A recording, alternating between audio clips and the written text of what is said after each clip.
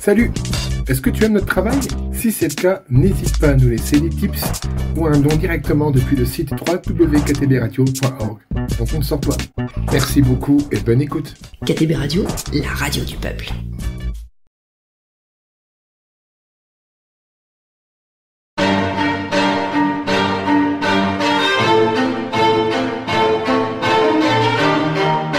Vous écoutez Raconte ta ville et ton village, l'émission qui vous amène chaque semaine à la découverte des villes et des villages de chez nous, à travers les voix de celles et ceux qui y vivent.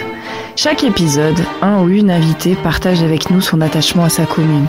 Anecdotes, traditions locales, lieux incontournables, souvenirs d'enfance ou coups de cœur du quotidien, une véritable carte postale sonore.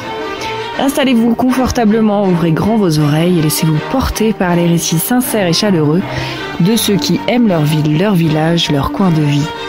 Bienvenue dans Raconte ta ville et ton village. Une émission qui sent bon le terroir, la mémoire et la convivialité.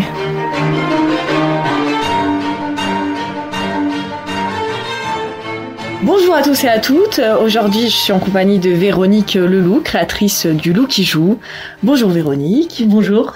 Donc merci de m'accueillir dans ton atelier aujourd'hui, car tu as une boutique mais un atelier, c'est toi qui crée tout. Et justement, tu vas nous présenter le Loup qui joue. Du coup, c'est un atelier boutique que j'ai créé il y a 2 ans, où je conçois et je fabrique les jeux en utilisant des bois de pays, donc c'est-à-dire 0,5, 38, de Haute-Savoie aussi. Et voilà, je travaille beaucoup j'aime beaucoup travailler avec les thèmes de la région, que ça soit reprendre les paysages sur mes jeux, ou alors représenter les animaux des forêts, des prairies alpines. Voilà. Et à travers le Loup qui joue, il y a différentes valeurs, comme le bois, qui est alpin, oui, de notre région. J'essaye de travailler beaucoup avec des produits un maximum local ou français. Donc effectivement, les bois, c'est tout à proximité. Il n'y a pas besoin d'aller plus loin pour chercher du bois.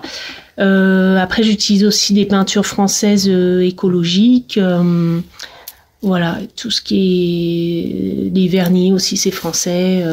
Un maximum, je vais utiliser des produits locaux.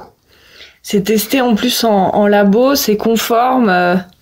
Oui, moi j'ai l'obligation en tant que fabricante de jouets en bois de tout faire tester en laboratoire pour la sécurité des enfants. Donc ils vont tester la mécanique, la chimie, l'inflammabilité. Voilà, une fois que tout ça c'est validé, je peux commercialiser les jeux. Et tu reprends du coup, oui, comme tu disais, beaucoup les thèmes, les paysages, les animaux même de la région, oui, pour les jouer. Oui, alors il y a les grands classiques, c'est la marmotte, le renard, le chamois. Mais après, je vais aussi faire des animaux qu'on voit un petit peu moins pour les jouets. Par exemple, le lézard vert ou le blaireau aussi que j'aime beaucoup. Il y a des animaux qui sont dits nuisibles, mais en réalité, c'est des très beaux animaux que j'aime bien, avec lesquels j'aime bien travailler. L'hermine aussi. Voilà. Tu fais beaucoup aussi un travail de recherche sur tes jeux, parce que ça doit prendre du temps de créer un jeu, même si tu t'inspires déjà de jeux réels, pour les adapter sur la région. Ouais, il y a beaucoup pour la conception, c'est vrai que j'essaye d'aboutir à des beaux produits, et puis je m'inspire aussi de l'architecture du coin, et j'essaye toujours d'être dans le vrai, en fait, dans ce que je fais. Si je représente un animal, le représenter au plus proche de ce qu'il est. L'architecture, c'est pareil, c'est vraiment la comprendre et puis la retransmettre au travers du jeu. Voilà, j'essaye d'être dans le vrai, en fait, dans ce que je propose. Et comment t'en es venue à faire le Loup qui joue? Parce que tu étais architecte, tu es passée artiste, artisane. Oui, j'étais architecte du patrimoine avant, donc je travaillais à la restauration des bâtiments anciens. Je travaillais beaucoup avec les charpentiers, les menuisiers, et puis moi-même dans mes loisirs, en fait, j'ai toujours beaucoup aimé travailler le bois. Et c'est ça qui m'a amené en fait à monter l'atelier. J'ai eu envie de davantage travailler avec mes mains en fait, de créer aussi. Et voilà, du coup, il y a beaucoup de liens, on s'en rend pas forcément compte, mais il y a beaucoup de liens entre les deux métiers. Et voilà, j'ai changé d'échelle, on va dire. Et également, tu proposes des jeux, mais qui sont pour tout le monde. On va les présenter, notamment du puzzle ou le petit chien qu'on promène quand on est petit.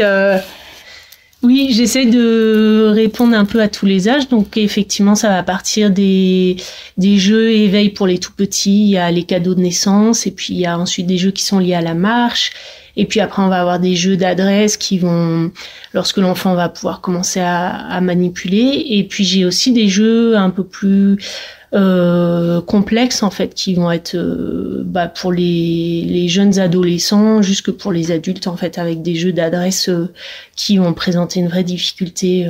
Voilà. Et j'aime aussi faire des jeux familiaux en fait. C'est notamment le flipper qu'on va laisser sur la table en fait, et toutes les générations vont pouvoir se retrouver autour du jeu et partager un moment ensemble en fait. Est-ce qu'il y a des nouveautés à venir? Oui, je pense qu'il y aura régulièrement des nouveautés à venir. Peut-être déjà pour Noël, mais du moins pour l'été prochain, c'est sûr. Et j'aimerais bien aussi ne pas me limiter aux jouets, mais proposer de la décoration en fait pour les chambres d'enfants. Oui, parce que ton magasin, il est tout mignon avec des jolis nuages au mur, un joli dragon. Voilà, j'ai beaucoup d'idées, et après c'est le temps qui me manque pour tout réaliser, quoi. Mais petit à petit, il y aura des nouvelles choses. Et là, depuis que je suis dans ton atelier, on se rend compte vraiment du travail que ça prend. Ne serait-ce faire un jeu, on arrive dans une première pièce où ton bois est brut. Oui.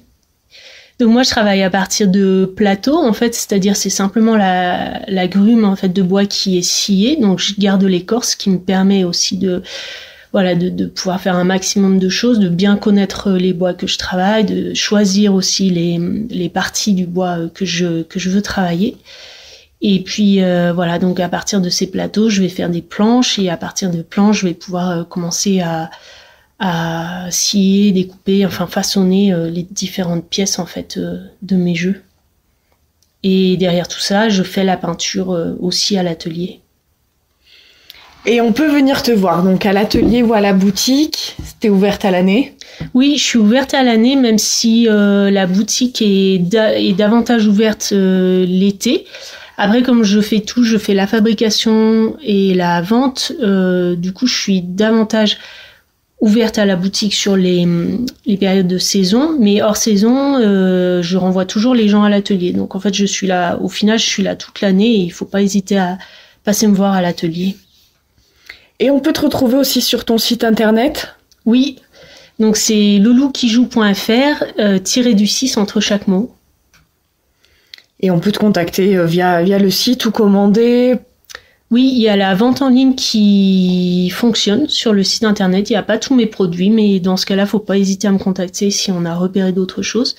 Et puis, je communique aussi pas mal sur les réseaux Instagram et Facebook pour justement présenter mes produits, présenter mon travail aussi, que les gens puissent comprendre ce que je fais à l'atelier. Merci beaucoup, Véronique. Merci à toi, Laura.